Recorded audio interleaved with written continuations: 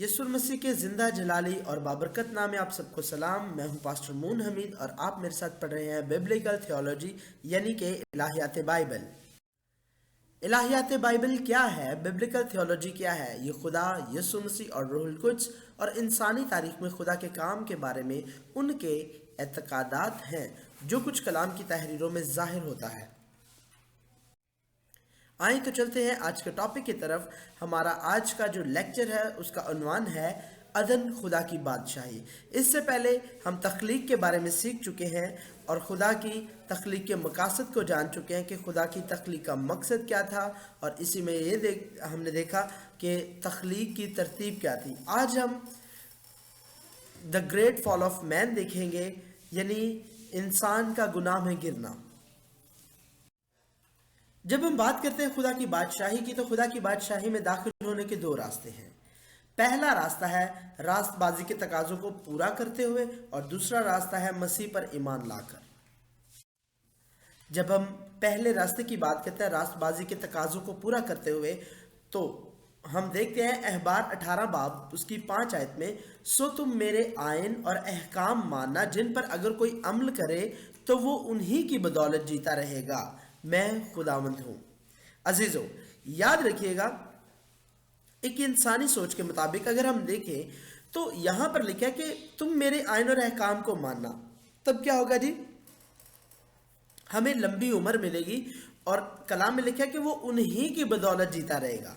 अब मेरा आपसे ये सवाल है कि क्या कोई शख्स खुदा के आयन और अहकाम को अगर मानता है तो वो क्या हमेशा के लिए जिंदा रहता है? नहीं, हम इंसान हैं और इंसान फानी है, उसने मरना है, क्योंकि कलाम ने कहा तू खाक है और खाक में लौट जाएगा। लेकिन याद रखिएगा, ये इस बात की वजाहत करती है कि हमें, अगर हम रास्तबाजी के तकाजों को पूरा करते हैं तो हमें हमेशा की ज़िंदगी मिलेगी। ये आयत जो है वो हमें हमेशा की ज़िंदगी की तरफ इशारा करती है। यहाँ पर लिखा तो वो उन्हीं की बदौलत, यानी उन आयन और अहकाम की बदौलत जीता रहेगा। क्योंकि जब हम देखते हैं अहबार की किताब है, और जब खुदा ने हुक्म फरमाया था कि तू खाक है और खाक में लौट जाएगा, तो वो जेनेसिस यानी पैदाइश की किताब में हम उसका हवाला देखते हैं। तो हम इस आयत की रोशनी में कह सकते हैं कि पहला रास्ता रास्तबाजी के तकाजों को पूरा करते हुए हम हमेशा की ज़िंदगी को हासिल कर सकते हैं, यानी खुदा की बादशाही में दाखिल हो सकते हैं। और दूसरा रास्ता मसीह पर ईमान लाकर। तो मेरे साथ देखिएगा, रोमियो 5 बाब उसकी 21 आयत में कलाम में लिखा है, ताकि जिस तरह गुनाह ने मौत के सबब से बादशाही की, उसी तरह फजल भी हमारे खुदावंद यीशु मसीह के वसीले से हमेशा की ज़िंदगी के लिए रास्तबाजी के ज़रिए से बादशाही करेगा। आमीन जी। हमारा ईमान है कि जब हम मसीह यीशु पर ईमान लेके आते हैं, और कलाम ये बताता है कि वही गुनाह जो हम पर बादशाही करता था, अब क्या है, यीशु मसीह के वसीला से हम पर वो गुनाह बादशाही नहीं करेगा, बल्कि क्या, हमेशा की ज़िंदगी बादशाही करेगी। तो सबसे पहला फ़र्क हम ये देखते हैं कि अदन, हमारा क्योंकि लेक्चर, हमारा टॉपिक का उन्वान है अदन खुदा की बादशाही। याद रखिएगा, अदन खुदा की बादशाही ज़रूर है, लेकिन अगर अदन खुदा की बादशाही, तो फिर आसमान जो खुदा की बादशाही है उसके बारे में हम क्या कहेंगे? याद रखिएगा, अदन खुदा की बादशाही का आगाज़ है। खुदा की बादशाही मुकम्मल तौर पर अदन में नहीं है। हाँ, बेशक हम खुदा की बादशाही का अक्स ज़रूर देखते हैं कि अदन में क्या है, एक छोटी सी फिरदौस है जिसमें जानवर एक दूसरे के साथ अच्छे तरीके से रहते हैं, कोई किसी को मारता नहीं है, कोई किसी को फाड़ता नहीं है, और ना कोई किसी को खाता है। लिहाजा अदन जो है वो खुदा की बादशाही का स्टार्टिंग पॉइंट है। याद रखिएगा, अदन खुदा की बादशाही का आगाज़ है, लेकिन जब हम बात करते हैं आसमान में खुदा की बादशाही है, तो वो जो आसमान जो खुदा की बादशाही है वो बादशाही की तकमील है। तो इस तरह हम कह सकते हैं कि अगर अदन में खुदा की बादशाही का आगाज़ है, तो आसमान खुदा की बादशाही की तकमील है। फिर हम एक और फ़र्क देखते हैं, जो दो ख़ास फ़र्क हैं, वो क्या है? अदन और आसमान में, अदन में गुनाह नहीं है। अदन में क्या है जी? गुनाह नहीं है, लेकिन याद रखिए गुनाह का अमकान ज़रूर है। اس کے برعکس جب ہم آسمان کی بادشاہی میں دیکھتے ہیں تو وہاں پر گناہ کا امکان تک نہیں ہے. یعنی عدن میں گناہ نہیں ہے مگر گناہ کا امکان ہے، لیکن آسمان میں تو بالکل بھی گناہ کا امکان نہیں ہے. پھر ہم اگلے پوائنٹ پر اگلے نقطے کو دیکھتے ہیں تو وہ ہے غیر مستحکم فردوس. مستحکم کا مطلب ہوتا ہے قائم رہنے والا. تو عدن جو ہے وہ غیر مستحکم فردوس ہے، یعنی یہ ہمیشہ نہ رہنے والی فردوس ہے، یعنی یہ ہمیشہ تک نہیں رہ سکتی، جبکہ آسمان جو ہے وہ حقیقی فردوس اور ہمیشہ تک رہنے والی فردوس ہے.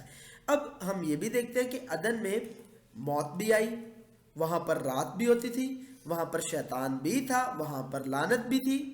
لیکن اس کے برعکس جب ہم آسمان میں دیکھتے ہیں تو آسمان میں نہ موت ہے، نہ رات، نہ شیطان، نہ لعنت. اب ہم بات کریں گے آدم کے بارے میں. اس سے پہلے ہم نے بات کی جگہ کے بارے میں، یعنی عدن کے بارے میں. اب ہم اس جگہ میں رہنے والے آدم کی بات کرتے ہیں. لیکن یاد رکھیے گا کہ بائبل میں ایک دوسرے آدم کا بھی ذکر ہے. ایک ہے پہلا آدم جو کہ مٹی کا آدم یعنی کہ انسان. دوسرا آدم یسوع مسیح کو کہا جاتا ہے، اور یسوع مسیح کو آدم ثانی بھی کہا جاتا ہے. اب ہم دیکھتے ہیں ان دونوں آدموں میں فرق کیا ہے. پہلے آدم میں کیا فرق ہے؟ پہلا آدم کیا کرتا ہے؟ گناہ کو لے کر آیا. یاد رکھیے گا پہلا آدم گناہ کو لے کر آیا، لیکن دوسرے آدم نے کیا کیا؟ اسی گناہ کا کفارہ دیا. اب پہلا آدم کیا کرتا ہے؟ پہلا آدم جس گناہ کو لے کر آتا ہے اسی گناہ کے سبب سے موت آتی ہے.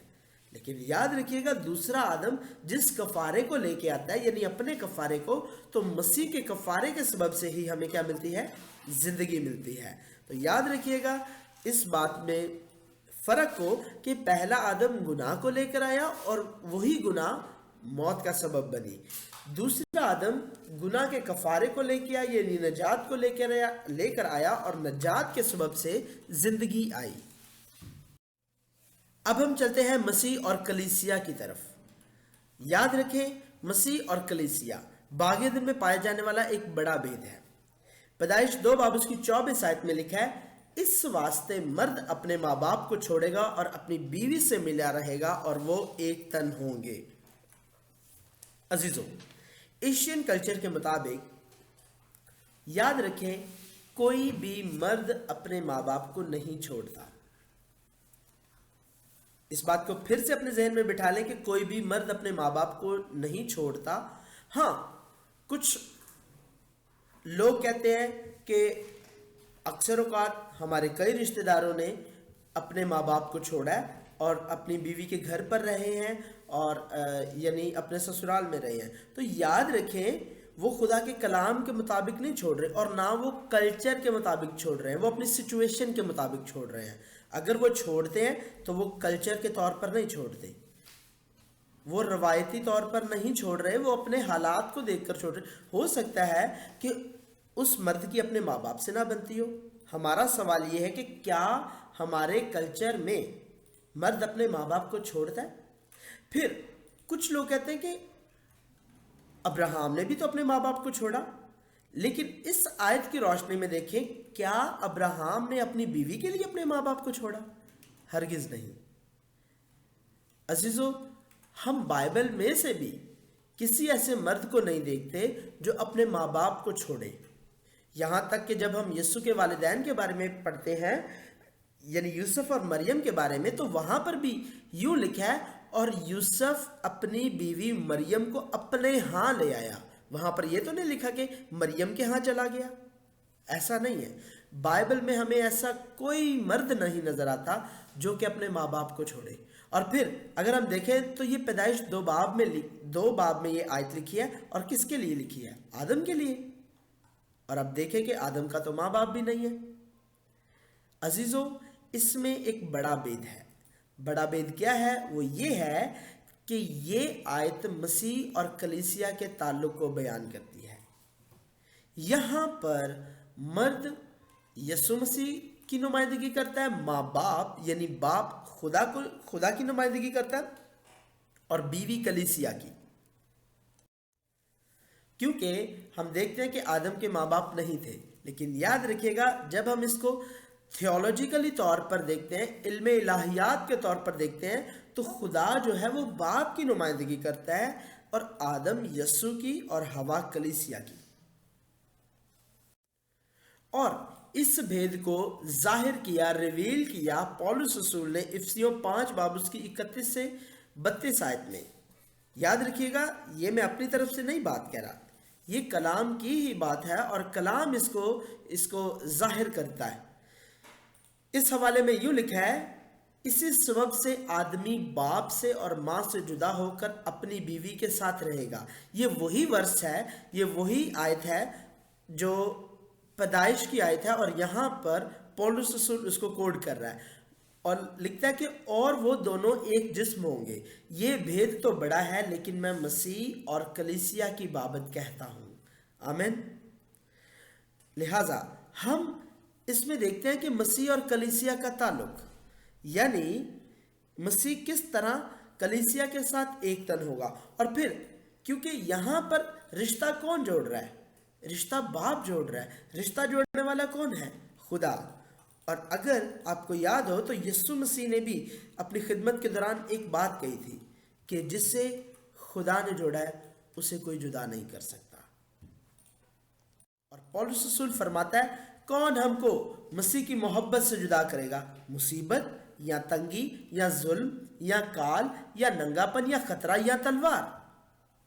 یاد رکھیں اگر ہمیں خدا نے مسیح کے ساتھ جوڑا ہے تو ہمیں دنیا کی کوئی طاقت اس کی محبت سے جدا نہیں کر سکتی.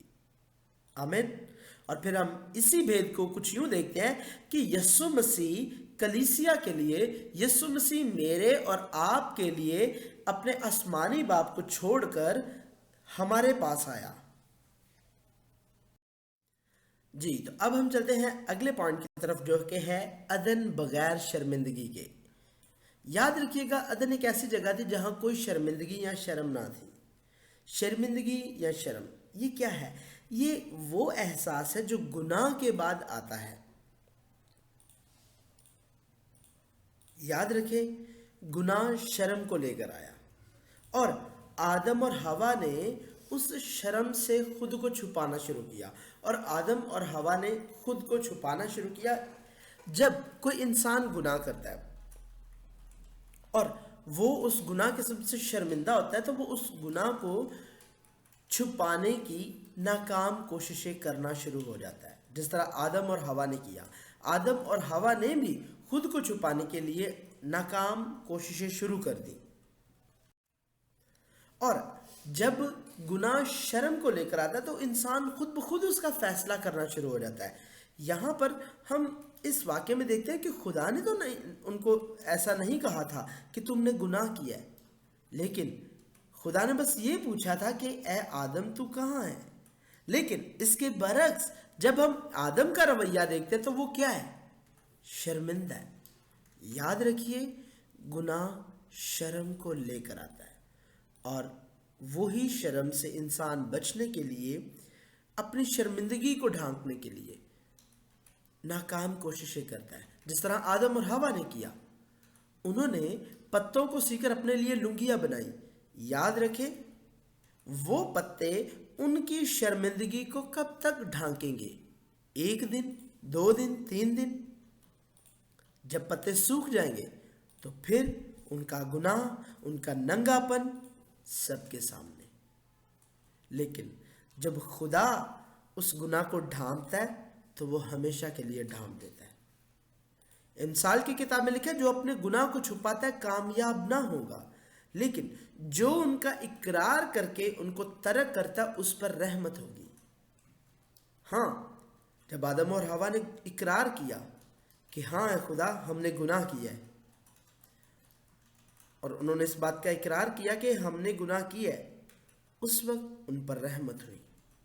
اس وقت خدا نے ان کو ایسے کپڑے دیے جو جلدی مرجھائیں گے نہیں، جو جلدی اتریں گے نہیں، پھٹیں گے نہیں، خراب نہیں ہوں گے.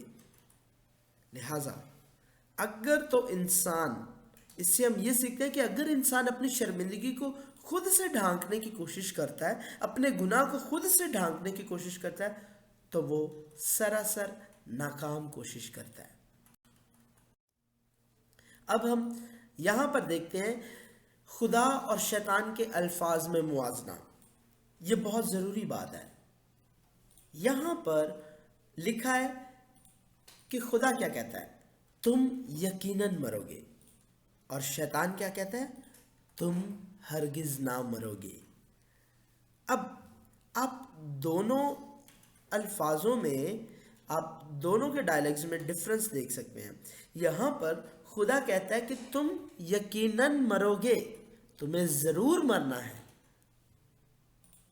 اور شیطان کہتا ہے تم ہرگز نہ مرو گے. شیطان کی ہمیشہ سے یہ چالاکی رہی ہے کیونکہ شیطان جھوٹا ہے اور اس نے ہمیشہ سے خدا کے کلام کو جھوٹ میں تبدیل کیا. اگر خدا کہہ رہا ہے کہ تم مرو گے اور شیطان اس کے برعکس کہے گا کہ تم ہرگز نہ مرو گے. مگر وہی شیطان کے الفاظ جب ہوا نے سنے تو ہوا کا کیا رد عمل تھا؟ یاد رکھیں، جب اس نے پھل کو دیکھا تو وہ پھل اس کو اچھا لگا. یہ پھل اس کو اچھا کب لگا؟ یہ پھل اس کو اچھا شیطان کی باتیں سننے کے بعد اچھا لگا. اس کا کیا مطلب ہے؟ اس کا مطلب ہے کہ خدا کے کلام پر توجہ نہیں دی گئی تھی. اگر ہوا خدا کے کلام کو اپنے دل میں رکھتی اور خدا کے کلام پر فوکس کرتی اور خدا کے کلام پر ہی توجہ کرتی تو ڈیفینیٹلی شیطان جو مرضی کہتا رہتا اسے وہ پھل اچھا نہیں لگنا چاہیے تھا. مثال کے طور پر آپ کا کوئی دوست، آپ کی کوئی دوست کسی ڈرامہ سیریل کی بات کرتی ہے کہ یار سنو، ہمارے ہاں ٹی وی چینل پر بہت اچھی ڈرامہ سیریز شروع ہوئی ہیں، لیکن یاد رکھیں کہ آپ کا ابا اس ڈرامہ کو دیکھنے کے لیے آپ کو منع کرتا ہے. اب اگر تو ابا جان کا ڈر آپ کے دل میں ہے تو آپ اپنے دوست سے کہیں گے، آپ اپنی دوست سے کہیں گی کہ میں یہ ڈرامہ نہیں دیکھ سکتا اور نہ میں دیکھوں گی، کیونکہ آپ کے دل میں ابا کا ڈر ہے. چاہے وہ آپ کو جتنا مرضی کہے کہ نہیں وہ ڈرامہ بہت اچھا ہے، تمہیں دیکھنا چاہیے، لیکن آپ کا رد عمل یہی ہوگا کہ میں اس کو دیکھنا پسند نہیں کرتی.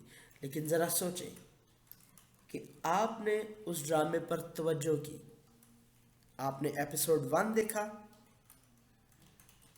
پھر آپ کو اچھا لگے گا اور ڈیفینیٹلی آپ کے دل میں یہ تجسس ہوگا کہ اب میں ایپیسوڈ 2 بھی دیکھوں. پھر تجسس ہوگا ایپیسوڈ 3 دیکھوں، اور تجسس یہاں تک بڑھتا چلا جائے گا کہ جب تک اس کا لاسٹ ایپیسوڈ نہ آ جائے. جانتے ہیں کیوں؟ کیونکہ ابا کا ڈر آپ کے دل میں سے نکل گیا. اگر ابا کا ڈر، ابا کے منہ کی کہی ہوئی باتیں آپ کے دل میں ہوتی تو آپ ایپیسوڈ 1 نہ دیکھتے. لیکن ذرا سوچیں کہ جب آپ نے ایپیسوڈ 1 دیکھ لیا تو پھر 2 دیکھنے میں کیا قباحت ہے، اور اگر 2 دیکھ لیا تو پھر 3 دیکھنے میں کیا قباحت ہے، اور اگر 3 دیکھ لیا تو پھر ڈرامے کو اینڈ تک دیکھنے میں کیا پرابلم ہے. یہی رد عمل ہوا کا تھا. جب ہوا نے شیطان کی باتیں سنی، اس نے پھل کو دیکھا، تو کلام میں لکھا ہے کہ اسے وہ پھل دیکھنے میں اچھا اور خوشنما معلوم ہوا. یاد رکھیں، ہمیں کلام پر توجہ دینی ہے اور شروع سے ہی، سٹارٹنگ پوائنٹ سے ہی ذرا سی چھوٹ نہیں دینی کہ گناہ ہم پر حاوی ہو. اور یوں ہم دیکھتے ہیں کہ ہوا آزمائش پر غالب نہ آ سکی، بلکہ آزمائش اس پر غالب آ گئی. یاد رکھیں کہ وہ گناہ کی آزمائش عدالت کے خوف سے زیادہ بھاری تھی. پھر اس کو ابا کا ڈر نہیں رہا، بلکہ اب وہ اس بات کی لذت لینے لگی، اب وہ اس بات کا مزہ لینے لگی کہ یہ پھل کتنا خوبصورت ہے. اور عدالت کا خوف دل سے بالکل نکل گیا اور جاتا رہا، اور اس طرح گناہ کی آزمائش اس پر بھاری ہوئی۔ اور جب بات کرتے ہیں مرنے کی، تو آئیں اس پوائنٹ کو دیکھتے ہیں کہ ایک وقت میں جب ہم دیکھتے ہیں کہ وہ پھل کھانے کے بعد مرے نہیں، ایسا لگتا ہے یہ سچ ہے، لیکن یاد رکھیں یہ ابھی بھی جھوٹ ہے۔ کیوں اور کیسے؟ وہ دو طرح سے مرے، وہ ابدی نہیں بلکہ اب فانی ہو گئے ہیں، اور دوسرا خدا سے رشتہ ٹوٹنا مرنا کے برابر ہے۔ یعنی اب وہ ابدی نہیں ہے۔ اگر وہ باغ عدن میں رہتے تو ممکن تھا کہ وہ ہمیشہ کے لیے زندہ رہتے، لیکن یاد رکھیں کیونکہ اب خدا نے ان کو سزا کے طور پر بولا ہے کہ تو خاک ہے اور خاک میں لوٹ جائے گا۔ اگر آپ کو یاد ہو تو خدا نے جب انسان کو بنایا تھا تو اس کو بنانے کے فوراً بعد یہ الفاظ استعمال نہیں کیے اس کے لیے، بلکہ اس کے لیے کہا اچھا ہے، ٹاپ، مطلب پرفیکٹ، زبردست۔ تب خدا نے اس کے لیے یہ فیصلہ نہیں تھا کیا، لیکن گناہ سرز ہونے کے بعد خدا نے کہا تو خاک ہے اور خاک میں لوٹ جائے گا۔ اور پھر دوسرا نقطہ ہم یہ دیکھتے ہیں کہ خدا سے رشتہ ٹوٹنا مرنا کے برابر ہے۔ اور کچھ لوگ تو اس کو یوں بھی خیال کرتے ہیں کہ خدا نے کہا تھا کہ تو یقیناً مرے گا، اور شیطان نے کہا کہ تو ہرگز نہ مرے گا۔ اب کچھ لوگ کہتے ہیں کہ وہ مرے نہیں بلکہ وہ تو زندہ تھے، اور اس کے بعد خدا نے ان کو سزا بھی دی۔ تو جب ہم ان دونوں باتوں میں فرق دیکھتے ہیں تو وہاں پر لکھا ہے تو یقیناً مرے گا۔ انگلش میں اس کے لیے الفاظ استعمال ہوئے ہیں یو ول شورلی ڈائی اور سرٹنلی ڈائی۔ شورلی کا مطلب بالکل مرے گا، یعنی وہاں پر یہ نہیں لکھا کہ تو فوراً مرے گا، وہاں پر لکھا تو یقیناً مرے گا، یو ول ڈیفینیٹلی ڈائی۔ ابھی نہیں تو کل مر جاؤ گے، کل نہیں تو پرسوں۔